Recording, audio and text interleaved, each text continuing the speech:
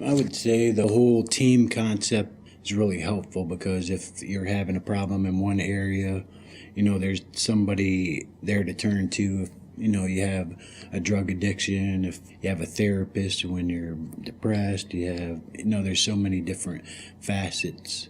It's really important to have all them supports.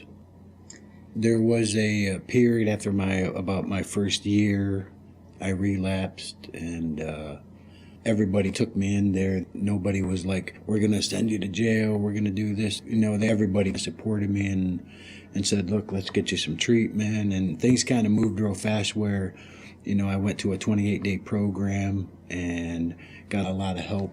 My therapist came to visit me while I was in treatment, even though it was in another city, and it was a hard time that was made a lot easier by my tip team.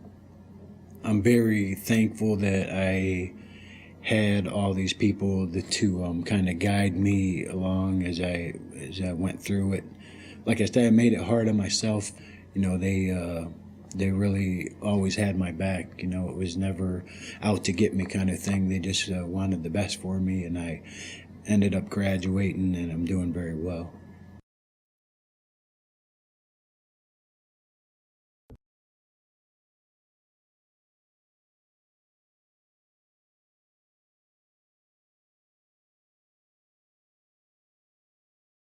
Well, identify the appropriate kind of treatment and case plans is that we do a criminogenic risk need that's really standard for any participant or probationer that comes into the probation department, and then it's built in that case plan with that, along with any conditions that was already stipulated by the courts, and then really tying that in with the treatment plans of, say, the ACT team or some other type of private providers or programs that exist, and really trying to make it mesh so that each participant isn't overwhelmed that they got to do my case plan and then they have to do the ACT team's case plan and they have to do somebody else's case plan, but that the three are kind of conjoined and working really in a synchronous way. I think is really important, and just kind of piecing that together and trying to tie it in.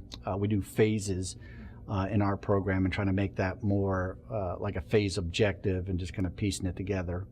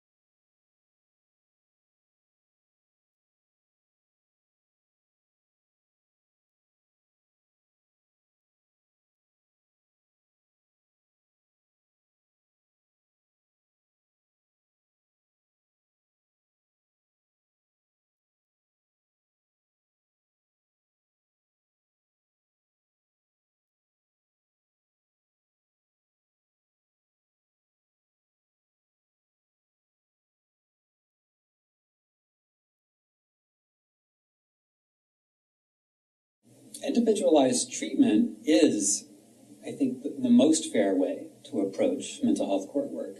There's something, I think, inherently unfair in not customizing the treatment for the individual and not customizing the expectations. With a mental health court approach and with a mental health approach in general, you have to look at the fact that everybody has particular strengths and weaknesses, and they're all unique, and it's always different, and leaves everyone in sort of a different place that requires different interventions, different treatment programs, different medications, of course, different frequencies in treatment and participation, and it really needs to be customized to meet the clinical need. Since clinical needs are individual, the mental health court approach similarly also has to be individualized.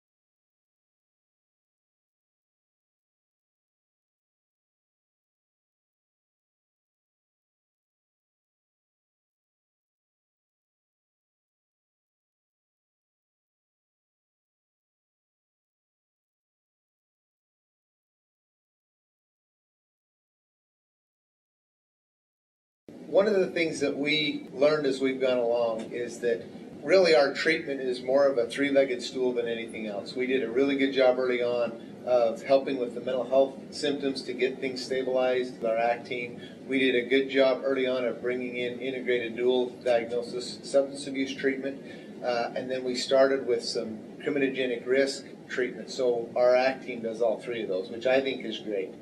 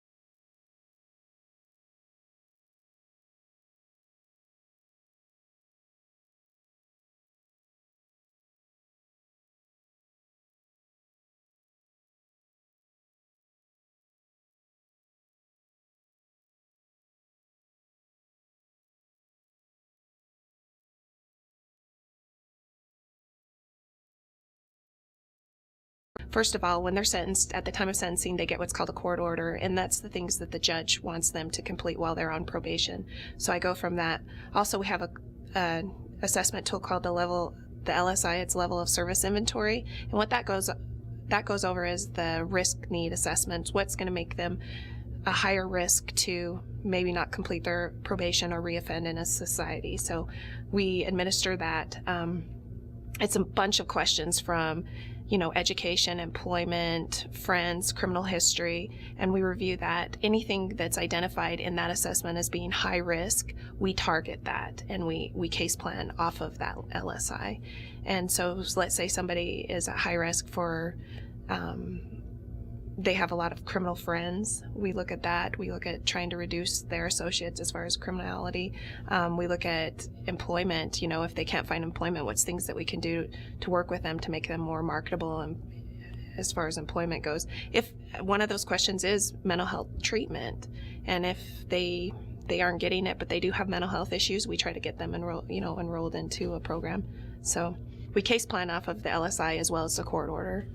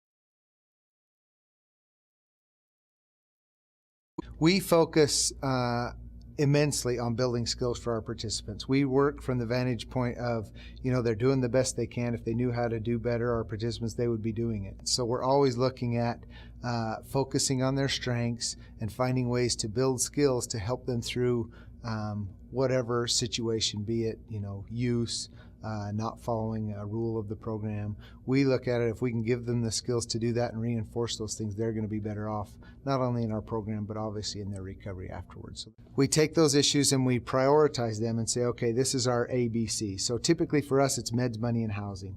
In our program with our participants, if they don't have meds, money, and housing, it doesn't matter how much we want to try and work on getting them clean from substances or other things in their life, relationships. If they don't have meds to keep them stable, a place to live, and enough money to eat and take care of their basic needs, we can't work on other things. So we prioritize those things, and then through the phases, at each phase, we will say, okay, these things are stable. What's next on our list of priorities? It's very different. It's very individualized. Sometimes a criminal risk, we've got someone that's more of a player, has a lot more criminal thinking issues. We will target that not only through MRT, but we may add some criminal thinking components to that if we think that's a bigger issue. Sometimes we phase that out and it's really only meds, or those kind of things that we focus on. But I guess the bigger picture answer is individually, what does this person need? Try to give them that.